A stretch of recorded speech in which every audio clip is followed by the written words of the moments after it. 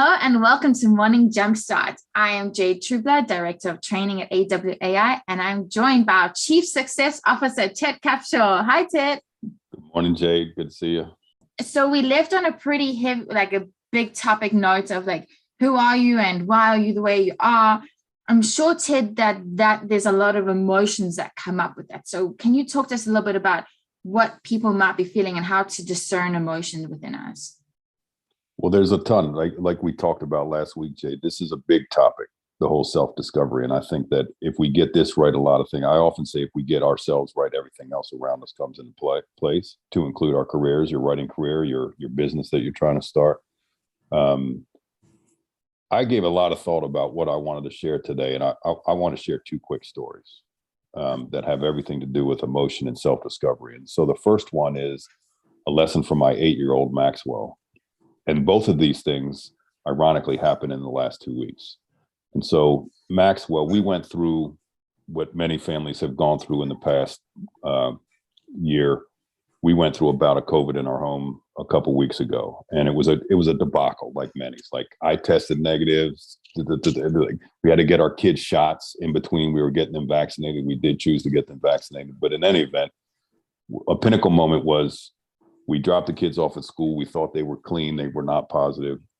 We finally got our hands on some tests. My wife tested positive, excuse me.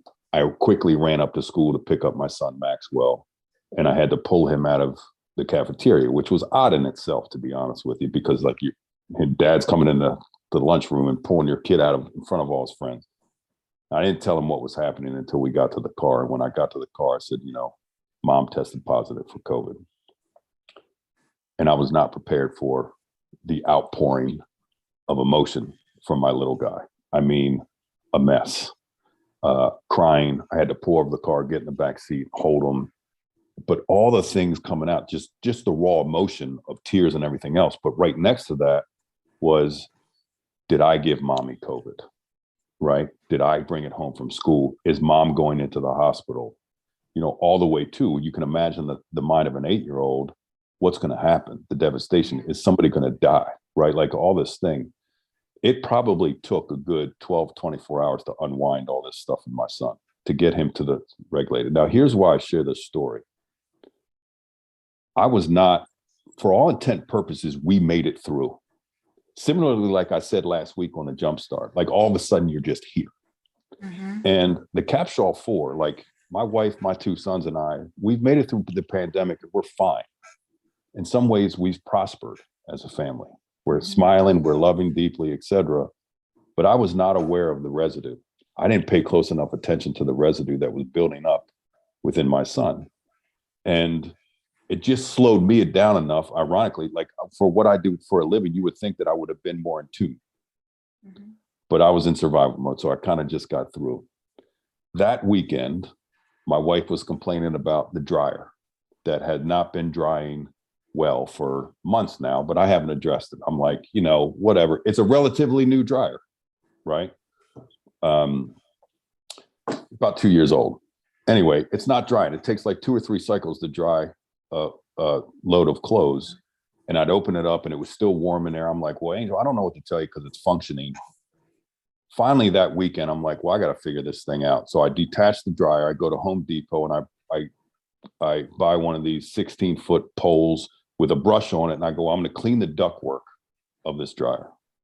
Oh, so I push the thing through, I'm cleaning it, and then I take a blower and I blow out. I go outside to the vent, and I was blown away by the amount of residue that had come out of this ductwork. Why do I share this? I put the dryer back in. The dang thing works beautifully. Drying clothes in 45 minutes. And I put these two things together and I started realizing, I started thinking about how much residue are we all walking around with that are in our way of operating at our max potential, our max efficiency, just like the dryer. And what if we got more intentional about cleaning out the residue? How much space will we free up to live more fulfilled and prosperous lives? Instead of replacing the dryer as well. Exactly. Well, I didn't even think about that, Jade. Like Right? instead of because that's what we do. Like I'm Yeah. unhappy in my career, get a different job Next. without looking within. So really my message to everybody today is, and it's not just relative to the past 2 years. The past 2 years have been heavy. I would challenge you to slow down because I think a lot of people have passed through emotions just to get through. But this is very similar and connected to what we talked about last week. I want you to slow down enough and think about this idea of how much residue and in what areas has the residue built up that's actually in your way.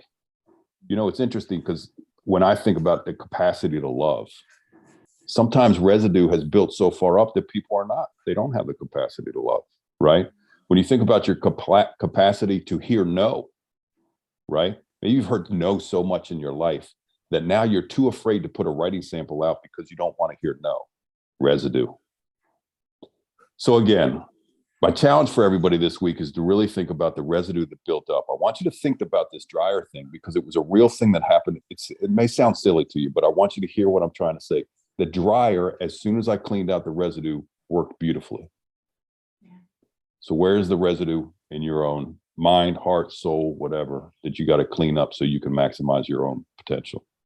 And I think, Ted, society now is so against feeling anything bad that we don't allow ourselves and gives ourselves permission. Like think about, like, I think you and I both had this feeling during pandemic, like we are not allowed to feel like guilty or not guilty. We're not allowed to feel any like sadness or anything because things for us from the outside are going pretty good, right? Everything is going okay. But you have permission to feel those things, and you should feel those things in order to feel the good emotions and the good feelings. And if you don't get through them, they're just going to keep there, that buildup that you're talking about. It's never going to be processed, and you're never going to be able to then feel the good things that you keep talking about, because making that room, getting through those negatives allows that good and positive emotion to be felt as well, that the negative might be blocking right now. That's right.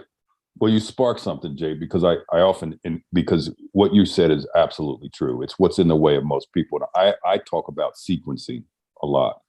And one of the things that, because sometimes I'll bring this stuff up and people are like, well, why is he going there? He's so doom and gloom. I am not a doom and gloom person. Like if you ask my wife, and I'm not doom and gloom. I'm a very happy guy. I laugh a lot, joke around a lot. Like, you know, like God forbid, I'm actually a very happy person. However, right, I believe part of the reason I'm so happy is that I'm willing to face the pain. You know, I'm willing to face the residue. It reminds me, and you know this, and some of the members out there know this, like for a year, I feel like I lost years of my life because nobody created space for me to grieve the loss of my dad 24 years ago, right? And when that space was created for me, I moved through it so much quicker. But when I was told, no, it's fine, like I stayed in that spot. And so again, this is not a doom and gloom.